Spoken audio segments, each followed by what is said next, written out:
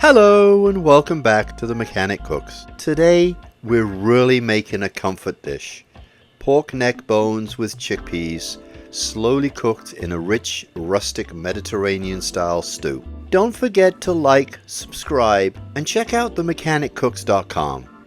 The link and the ingredients list is in the description, and there are plenty of other recipes there you may enjoy. We're beginning with pork neck bones. This is a great cooking cut. Not tender, but full of connective tissue. That connective tissue is collagen, and when it cooks slowly with moisture, it melts into gelatin. That's what gives a stew body and that silky mouthfeel you normally only get from long simmered stock.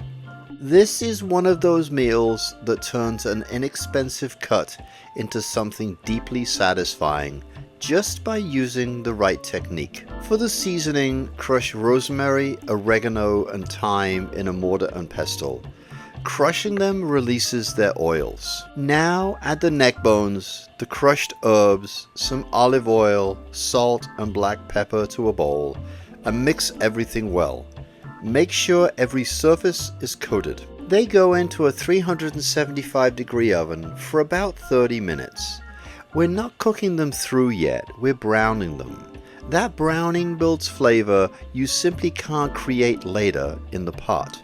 After that, add a cup of water and cover the pan tightly, then back into the oven for an hour and a half. Now you're not roasting anymore, they're braising. The steam and the gentle heat slowly soften the meat and dissolve the collagen. You might wonder why I'm not just putting the neck bones straight into the Instapot with the chickpeas. You can cook them that way, but the neck bones are made up of small vertebrae, cartilage, and thin pieces of bone. As they cook, the connective tissue that holds everything together softens and the meat starts to release. When that happens, tiny bone fragments from processing by the butcher break loose and end up in the stew. By braising the neck bones separately first, I can pull the meat off the bone and strain the cooking liquid before it ever goes into the stew. That way I keep all the flavor and gelatin from the pork, but remove those little bone pieces. While that cooks, we'll make the chickpeas. These are dried chickpeas, rinsed and cooked in a pressure cooker with water and a tablespoon of salt. Salting the water seasons the chickpeas all the way to the center and helps them to cook creamy instead of chalky. They cook for about an hour, then I let the pressure come down naturally. Now we build the base of the stew. In a large pot, saute diced onion, carrot, and celery in olive oil. A pinch of salt helps them release their moisture so they soften instead of browning too quickly. After about 8 to 10 minutes, they're tender and slightly sweet. Add the garlic and let that cook for a couple of minutes. Next comes a tablespoon of tomato paste.